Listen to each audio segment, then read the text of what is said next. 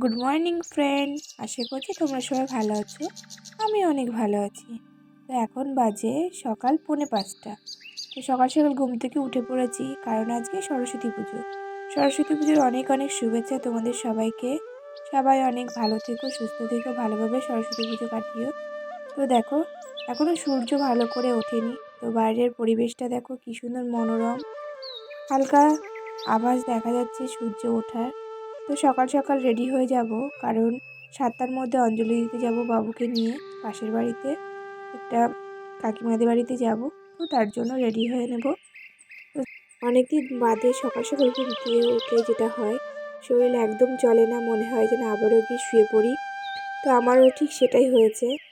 দরজা খুলে দিলাম, এদিকে বাবাও উঠে গেছে, মনে হয় গেট এখনও খোলেনি কিন্তু উঠে গেছে। তো আমি একটু দরজায় জল দিয়ে দিচ্ছি, কারণ ঘর ঝাড় দিয়ে বেরোতে পারবো না, দেরি হয়ে যাবে। যে কাকি আমাদের বাড়ি কাজ করে, উনি এসে ঘরটা ঝাড় দিয়ে নেবে। তো দেখো, উপরে একটা ভোলানাথের ছবি আছে, ছবিটাতে একটু নমস্কার করে দিনের শুরুটা করে নিলাম। আর ভোলানাথের মুখ দেখলে সত্যি দিনটা খুব ভালো যায়। তো তার জন্য আমি এবার চলো দাঁতটাকে মেজে নিই। তারপরে দিকে জল গরম বসিয়ে দিয়েছি। আর বাবা কাঁচা হলুদ এনেছিল, তো সেগুলো ফ্রিজ থেকে সব বের করে নেব।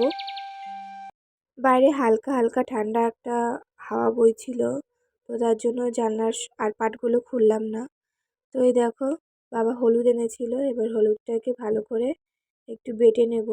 এটুকুতেই হয়ে যাবে, সবাই তো আর মাখবে না, আমি আর বাবু মাখবো। এদিকে আমার জল গরমও হয়ে গেছে, চান করতে যাব।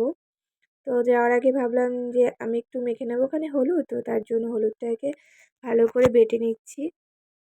যখন আমরাও ছোট ছিলাম, তখন আমাদের মায়েরাও এরকমভাবে হলুদ বেটে দিত, এবং সকালবেলা উঠে বেশ সকাল সকাল হলুদ মেখে চান করে স্কুলে চলে যেতাম। সেই দিনগুলো খুব মনে পড়ে, কিন্তু কিছু করার নেই, আর তো ফিরে পাবো না কখনো। তাই ছেলেকে এখন স্কুলে ভর্তি করেছি, একটু একটু করে সেই দিনগুলোকে ফিরে না পেলেও নিজে হাতে করছি, বেশ ভালো লাগছে। তো দেখো, আমার হলুদ বাটা হয়ে গেছে। এবার হলুদের ভিতর সামান্য একটু তেল দিতে গিয়ে বেশ খানিকটা তেল পড়ে গেছে। তো তার জন্য যে এমনি চোখের সামনে নিয়েছিলাম, চোখটা খুব জ্বালা পোড়া করছিল। তো কিছু করার নেই, তার জন্য বাবুকে আর মুখে আর দিইনি, ওর হাতে পায়ে দিয়েই ওকে চান করিয়ে নিয়ে এসেছিলাম। তো আমি হলুদ মেখে চান করে চলে এসেছি। আমার মতন এরকম কে কে আছো যে তাড়াহুড়োর সময় ভুলভাল উল্টোপাল্টা নাইটি পরে কাজ করতে শুরু করে দাও? তো দেখো, আমি ঠিক সেটাই করেছি। মানে আর যে জামাটা নাইটিটাকে উল্টিয়ে ঠিক করে পরবো, সেটা আর সময় আর হয়ে ওঠেনি। এখনই কি চেঞ্জ করবো, তো তার জন্য উল্টোটা পরে নিয়েছি। তো দেখো, এদিকে বাবুকে ডেকেছি, ও কিন্তু উঠে গেছে যে সকাল সকাল। যেই বলেছি বাবু চলো পুজো দিতে যাবে না, ও গেছিল ওর আন্টির বাড়িতে আগের দিন রাত্রে, বিকেলবেলায় গিয়ে একটু গুছিয়ে এসেছিল, তার জন্য ওর মনে আছে। তো কান্নাকাটি করিনি, কিন্তু যখনই বলেছি যে বাবু তোমাকে চান করতে হবে এখন, তখনই দেখো কান্না শুরু করেছে। ও চান করবে না, এমনি এরকমভাবেই যাবে। তো আমাদের দিনগুলোও এরকম হতো, কিন্তু মা যখন চান করিয়ে দিত তখন কিন্তু আর এরকম মনে হতো না, যে রেডি হয়ে চলে যেতাম। তো দেখো, বাবুর জামা কাপড়গুলো সব বের করে নিয়ে এসেছি। এবার আমি একটু মাথার চুলগুলোকে ভালো করে ঝেড়ে নিচ্ছি। জানি না এরকমভাবে চুল ঝাড়াটা উচিত কি না, তবুও করলাম, কারণ মাথায় অনেক জল রয়েছে আর তাড়াহুড়োয় আছি খুব। তো ওকে চান করিয়ে নিয়ে চলে এসেছি। দেখো, বাবু শীতে ঠকঠক করে কাঁপছে। তো কিছু করার নেই, ছোটো মানুষ তো, ওর শীত করছে। তো বাবুকে তাড়াতাড়ি করে রেডি করে দিচ্ছি, কারণ বারান্দায় বাবা বসে আছে। তো বাবাকে বললাম ওকে রেডি করে দিচ্ছি, তুমি একটু ওকে কোলে নিয়ে বসো, আমি শাড়িটা পরে রেডি হয়ে যাচ্ছি। তো বাবা বললো ঠিক আছে, তাহলে তাড়াতাড়ি করে দাও বাবু, দাদাকে রেডি করে। তো দেখো, ও তো পরবেই না, ও কিন্তু এই পাঞ্জাবি ফতুয়া এই টাইপের জামা একদমই পছন্দ করে না। ওর পছন্দের ড্রেস হলো জিন্সের প্যান্ট, গেঞ্জি, শার্ট, এগুলো খুব পছন্দ করে। কিন্তু কি করব বলো, এগুলো তো একটু পরতে হয় না, পুজো গন্ডার দিনগুলোতে পরলে বেশ ভালো লাগে। তো দেখো, এই এই পাঞ্জাবিটাই, বা পাঞ্জাবি বলতে এটা একটা ফতুয়া টাইপের। তো এটা আমার মা নিয়ে এসেছিলো মায়াপুর থেকে, এটা নতুন, একবারও পরেনি। তো ভাবছি চলো আজকের এটা পরে তুমি অঞ্জলিটা দাও প্রথমে সকালে, তো তারপরে যখন অন্য তোমার আন্টির বাড়িতে নিয়ে যাবো তখন তোমাকে পাঞ্জাবিটা পরিয়ে দেবো। ও তো কোনো মতেই রাজি হচ্ছে না যে যাবে ওই ওই কাকাইদের বাড়িতে, ও যেতেই চাইছে না। কিন্তু কি বলছে, চলো বাবু এখানে আগে অঞ্জলিটা দিই, তুমি ছোটো মানুষ, থাকতে পারবে না বেশিক্ষণ। তো ওকে রেডি করে বাবার কাছে দিয়ে আসলাম। এদিকে আমিও রেডি হয়ে চলে এসেছিলাম, তোমাদেরকে সেটা শেয়ার করতে পারিনি, কারণ এসে দেখি কাকিমা কিছু এখনও জোগাড় করে পারিনি। তো হাতে হাতে সব গুছিয়ে নিয়েছি, তারপরে পুজোতে বসে গেছি। হট করে তাড়াহুড়ো বেঁধে গেছিলো, ওনার তো আরও অন্য জায়গায় পুজো ছিল ব্রাহ্মণের, তো তার জন্য আর ক্যামেরাভাবে সেভাবে ধরা হয়নি। তো এদিকে দেখো পুজো প্রায় শেষের দিকে, এবার যজ্ঞ হচ্ছে, যজ্ঞ হলেই পুজো তো শেষ হয়ে যায়। তো পুজোটা খুব ভালোই হয়েছিল, বেশি লোক ছিল না, আমরা 3-4 জন ছিলাম, তার জন্য বেশ অঞ্জলিটা দিতেও ভালো হয়েছে, পুজোটাও বেশ ভালো হয়েছে ছোটোখাটোর মধ্যে। খুব ভালোভাবে আমরা অঞ্জলি টঞ্জলি দিলাম। ঠাকুরমশাই যজ্ঞ শুরু করেছে। পুজো শেষ হয়ে যাওয়ার পরে কাকিমা বলছিলেন যে বৌমা তাহলে প্রসাদটাই নিয়ে যাও, দেরি আবার কখন আসবে। আমি বলেছিলাম না, আমি বাড়িতে ঘরের পুজোটা দিয়ে আবার আসবো। তো শোনেনি, প্রসাদ দিয়েছিল, যথারীতি প্রসাদ নিয়ে বাড়িতে চলে এসেছি। এসে বাবুকে একটু হালকা করে ম্যাগি করে খাইয়ে আবার ওকে নিয়ে ছুটেছি ওর আন্টির বাড়িতে। তো এসে দেখি ওর আন্টি সবাই পুজোয় বসেছে, তো ওখানে ওকে দিয়ে আবারও আমি বাড়িতে চলে এসেছি। বাড়ি এসে আমার ঘরের পুজো আমি সেরে নিলাম। তারপরে আবার ফোন করেছে ওর আন্টি যে বৌদি ওকে এসে নিয়ে যা, আমার পুজো হয়ে গেছে, সমস্ত কিছু রেডি।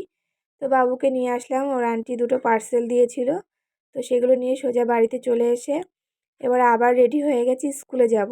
আজকে সকালটা এত দৌড়ে দৌড়ে ছিলাম, এত মানে দৌড়াদৌড়ি করেছি যে প্রচণ্ড ঘাম উঠছিল। তো আমি দেখো এরকম হালকা একটা শাড়ি পরেছি, বেশি সাজগোজ আমার বেশি একটা পছন্দ হয় না। তো এবার স্কুলে বেরিয়ে পড়েছি। আমাদের নিচেই থাকে ওই দিদি আর ওনার মেয়ে, বাবুর স্কুলেই পড়ে। আর এই মেয়েটা, এরা আমাদের বাড়িতে নতুন এসেছে। তা ও বলছে আমি যাব, আমাকে নিয়ে যাবে। আমি বলছি তো চ, কী হবে, স্কুল তো। তো স্কুলে যেতে পারিনি, তার জন্য বাবুর স্কুলে নিয়ে গিয়েছিলাম। তো দেখো স্কুলের সামনে চলে এসেছি। তো দেখো স্কুলের গেটটা বেশ সুন্দর ফুল দিয়ে সাজিয়েছিল। আর ভিতরে বসে দেখো সমস্ত ম্যাডামরা বেশ ফল বিতরণ করছিল, ছবি নেওয়া নেওয়ি করছিল। তো আমিও বাবুকে দাঁড় করিয়ে বেশ কটা ছবি তুলেছিলাম স্কুলের ওখানে, মানে ঠাকুরের সামনে। তারপরে ফল প্রসাদ নিয়ে নিচে চলে গেছিলাম। তো দেখো বাবু একটু ছুটোছুটি, ওর স্কুলে আসলেও খুব এক্সাইটেড হয়ে পড়েছিল যে মা আমাকে কেন আগে নিয়ে আসুনি। তো প্রসাদ নিয়ে যখন বাড়ির উদ্দেশ্যে রওনা দিয়েছি, বাবুর হাতে যখনই প্রসাদটা দিয়েছি, এতটাই ভার যে ও হাঁটতেই পারছিল না। তো এটা ছিল স্কুলের প্যাকেট, যেখানে ছিল ফ্রায়েড রাইস, পনির, আলুর দম, আর ছিল 2টো রসগোল্লা। আর ওর পড়ার আন্টি দিয়েছিল, এটাও ফ্রায়েড রাইস ছিল আর আলুর দম ছিল। আর স্কুল থেকে অনেক ফল প্রসাদ দিয়েছিল। তো বাড়িতে এসে বাবুকে চেঞ্জ করিয়ে ওকে খেতে বসিয়ে দিয়েছিলাম, কারণ ও সকালে হালকা একটু ম্যাগি খেয়েছিল। তো এদিকে ও একা একা খাচ্ছে, আর আমি এদিকে রান্না বসিয়ে দিয়েছি দুপুরের। আমাদের বাড়িতে এমন একটা অবস্থা যে যাই হোক না কেন তোমাকে রান্না করতেই হবে, কারণ আমাদের বাড়ির কেউ কেনা খাবার খায় না। তার জন্যে কোথাও যদি ঘুরতে যাই, আসার জন্য ব্যস্ত হয়ে যাই যে বাড়ি থেকে রান্না করতে হবে, তার জন্য।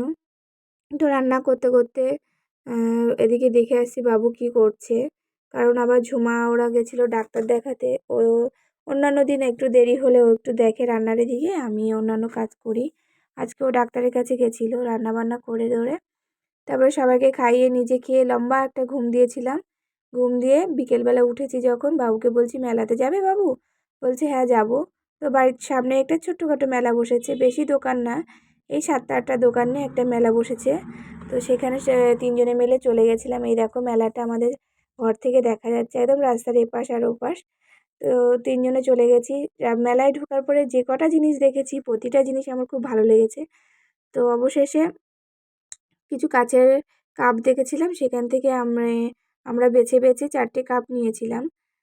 ঝুমা বলছে দিদি কাপ নাও, কাচের কাপে চা খেতে ইচ্ছা করছে, খুব ভালো লাগছে দেখতে। তো তার জন্য 4টে কাপ নিয়েছি, আর টুকিটাকি বাবুর ছোটোখাটো কিছু খেলনাবাটি নিয়ে বাড়িতে চলে এসেছি। আবারও রান্না ছিল রাত্রের, রান্না বান্না করে সবাইকে খাইয়ে দাইয়ে সমস্ত কাজ করে তারপরে অ্যাট লাস্ট আমি ফ্রি হয়েছি।